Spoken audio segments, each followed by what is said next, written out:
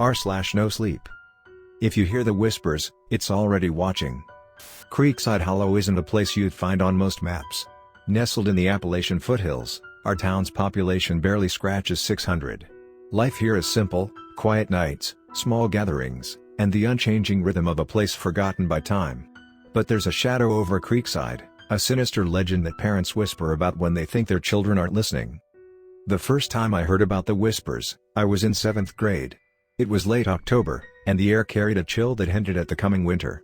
My friend Danny Morris went missing during a school camping trip. At first, people thought he'd wandered off, chasing fireflies or exploring some part of the woods he wasn't supposed to. But when his body was found 3 days later, slumped against an old sycamore tree, the story turned darker. Danny's face was pale, his lips curled into a grotesque smile, and his hands clawed at his ears as though he had been trying to rip them off. The sheriff declared it a tragic accident, exposure, maybe hypothermia, but Danny's mom wouldn't stop talking about the whispers. She swore Danny had told her about hearing faint voices at night, like a distant wind calling his name. He said they sounded wrong, she told anyone who'd listen. Like they were inside his head but outside at the same time. People brushed her off as a grieving mother grasping for answers, but those of us who lived in Creekside knew better. The whispers weren't new. They'd been around as long as anyone could remember. And if you heard them, it meant you were marked. I didn't think much of it back then. Legends were just stories meant to keep kids from wandering into the woods alone. But years later, I learned how real the whispers were. It started on a Sunday night. I was walking home from the diner where I worked, cutting through the edge of the forest like I always did. The night was unusually still, the air heavy, as though the trees were holding their breath. That's when I heard it. Jonah. The voice was soft, barely more than a sigh carried by the wind. I froze, my pulse quickening. Jonah. Come closer. I spun around, searching for whoever was playing this cruel joke, but I was alone. My flashlight's beam cut through the darkness, revealing nothing but trees and shadows. Must be the wind, I muttered, shaking my head. I quickened my pace, eager to get home, but the voice followed me, growing louder and more insistent. By the time I reached my front porch, my hands were trembling so badly I could barely fit the key into the lock. The whispers didn't stop. Over the next few days, they grew stronger, more persistent. At first, they only came at night, faint murmurs that made it impossible to sleep. But soon, I began hearing them during the day, while I was at work, while I was brushing my teeth, even while I was talking to people. It wasn't just a voice anymore. It was a chorus, a symphony of soft, sinister murmurs that seemed to know my every thought. Jonah. We see you. Jonah. It's time. I started getting nosebleeds. My head throbbed constantly, a dull, rhythmic pain that matched the cadence of the whispers. Sleep became a distant memory, and I found myself staring out the window for hours at a time, drawn to the forest's edge. By the end of the week, I couldn't take it anymore. I told my best friend, Erin, about the whispers, hoping she'd laugh and tell me I was imagining things. Instead, her face went pale.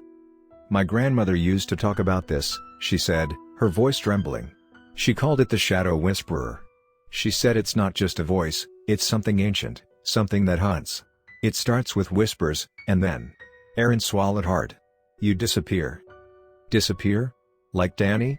I asked, dread pooling in my stomach. She nodded. And dozens of others. People don't talk about it because they're afraid it'll call to them, too. That night, I decided to face it. I couldn't live with the whispers anymore, couldn't let them drive me to madness. Armed with a flashlight and a baseball bat, I ventured into the forest. The voices greeted me immediately, louder than ever. Jonah. You're here. Jonah. Welcome home. The air grew colder with each step, and my flashlight began to flicker. The trees seemed to close in around me, their gnarled branches reaching like skeletal hands. And then I saw it. At first, it was just a shadow, darker than the night itself. But as I stared, it took shape, a tall, thin figure with hollow eyes that burned like dying embers. Its mouth didn't move, but I knew the whispers were coming from it. Why me? I croaked, my voice barely a whisper. The figure tilted its head, as though amused. We hunger. You answered. Before I could react, it lunged. Its shadowy form engulfed me, and I felt a cold so deep it burned. The whispers filled my mind, louder and louder until there was nothing else. They found me the next morning, curled up at the forest's edge, my body covered in frost. I should have been dead, but I wasn't. Now, the whispers are gone. The shadow whisperer has left me. But not for long. Every night, I hear its faint voice calling from the woods, promising it will return. And when it does, I know there will be no escape. I tried to leave Creekside Hollow after that night. Packed what little I owned into my rusted pickup and drove until the forest turned to open fields and the air smelled less of pine and decay. But no matter how far I went, the whispers stayed with me. Not as loud as before, not as insistent, but there, lingering in the quiet moments, just beyond the edge of silence. I holed up in a cheap motel 3 towns over, convinced that distance would save me. Days turned into weeks. I barely ate, barely slept. Each night, I bolted the door and left the lights on, staring at the peeling wallpaper as though it held answers. But the whispers came back stronger with every passing day, clawing at the edges of my sanity. It wasn't until the 3rd week that I noticed the shadows.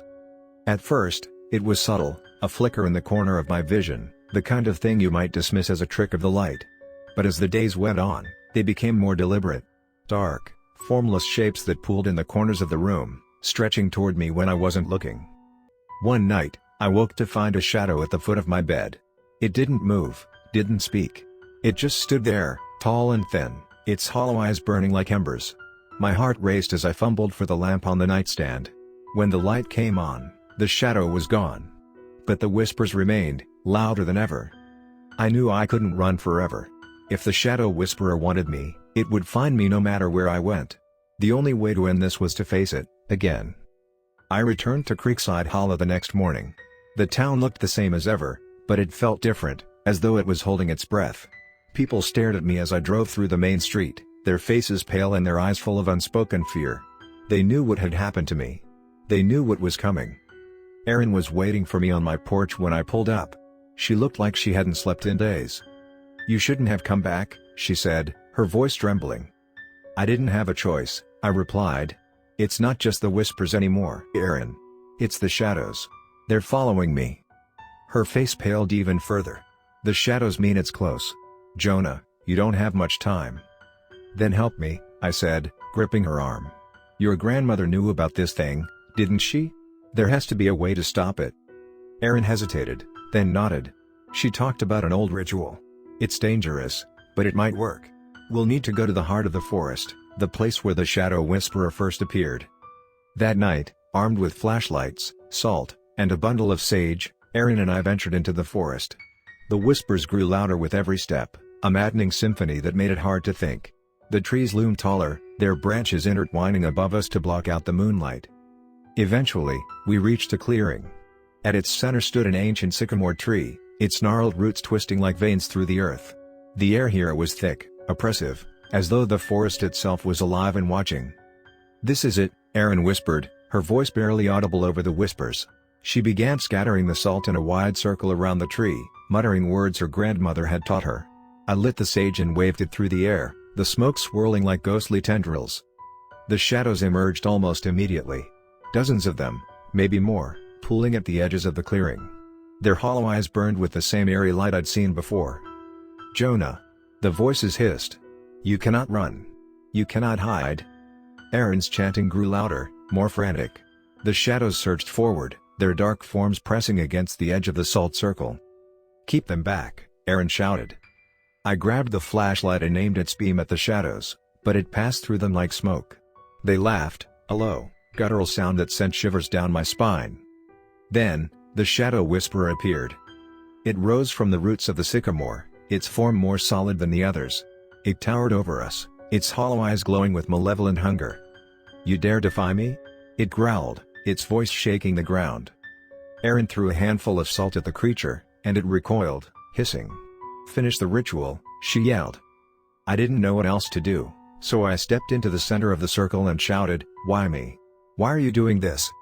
The shadow whisperer tilted its head, its expression unreadable. "You called to me," it said. "When you walked the forest, you opened the door." "I didn't mean to," I screamed. "Intent does not matter," it replied. "You are mine." The shadows surged forward, breaking through the salt circle. Erin screamed as they surrounded her, their dark tendrils pulling her into the void. "No," I shouted, but it was too late. The shadow whisperer turned its gaze to me, and I felt an icy hand close around my heart. I don't remember what happened next. When I woke, I was lying at the edge of the clearing. The sycamore tree was gone, its roots reduced to ash. Aaron was nowhere to be found. The whispers were gone, too. For the first time in weeks, my mind was silent. But the silence wasn't comforting, it was hollow, empty.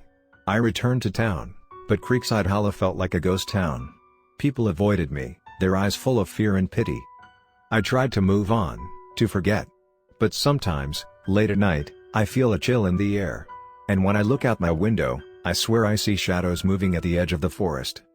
I don't think it's over. Not really. The shadow whisperer may be gone for now, but it's only a matter of time before it finds someone else. And when it does, I hope they're ready. Because once you hear the whispers, there's no turning back.